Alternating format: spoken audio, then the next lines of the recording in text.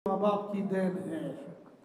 जो नौजवान अपने माँ बाप को गले लगाते हैं वो दुनिया में भी फलते हैं, आखिरत में भी फलते हैं। और जो नौजवान अपने माँ बाप को अपने घरों से दूर करते हैं वो अपना रिस्क भी बाहर निकाल देते हैं, अपनी ज़िंदगी की बरकत भी बाहर निकाल देते हैं और अपने बच्चों की सेहत, आफियत, तंदुरुस्ती सब बाहर निकाल देते हैं।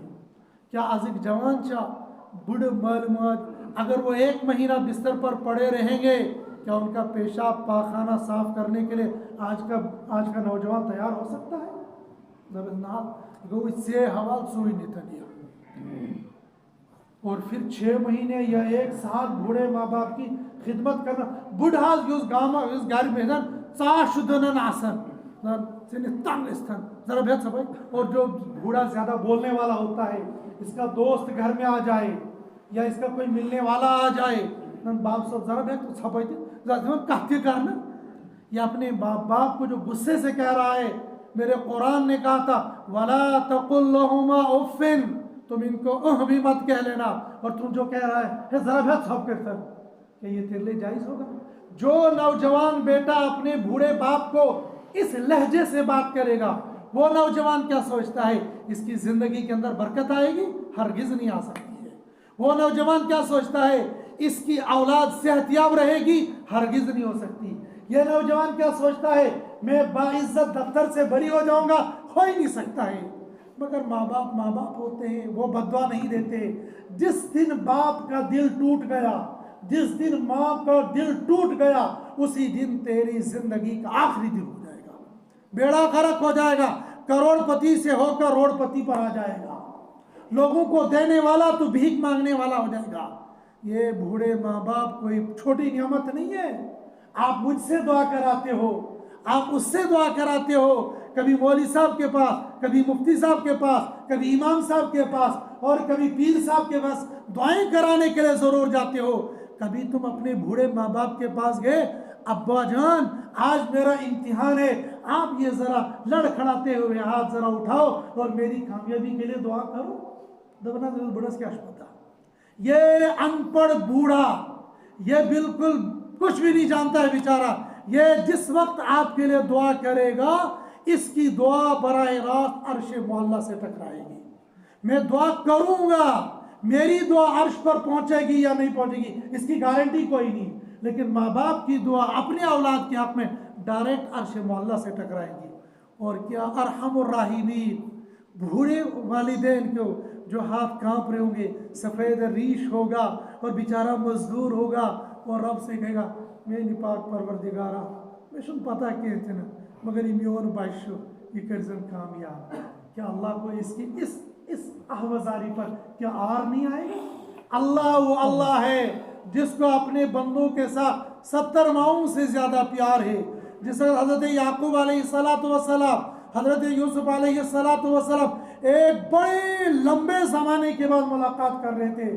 फरिश्ते अजीब मंजर देख रहे थे।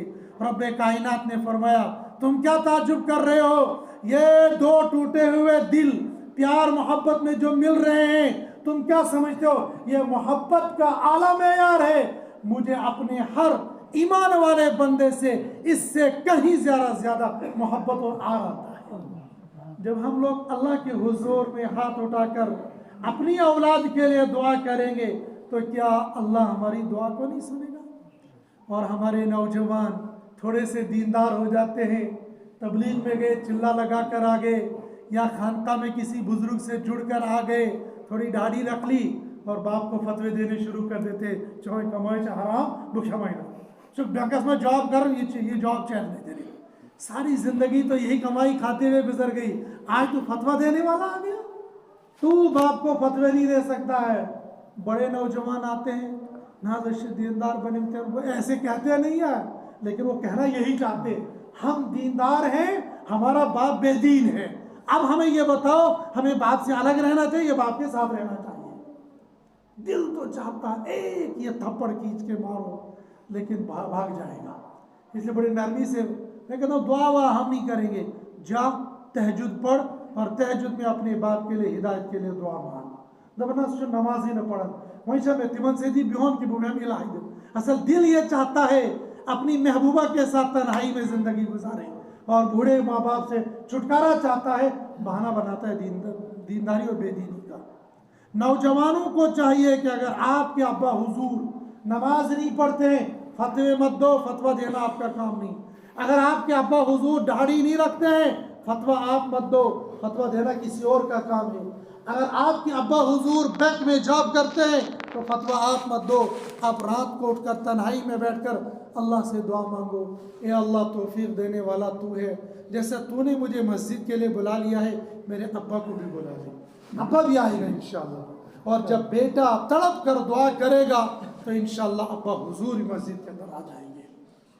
सैयदना इमाम आज़म अबू हनीफा रहमतुल्लाह अलैह एक एक रात में खड़े होकर अल्लाह के कुरान को पढ़ते थे।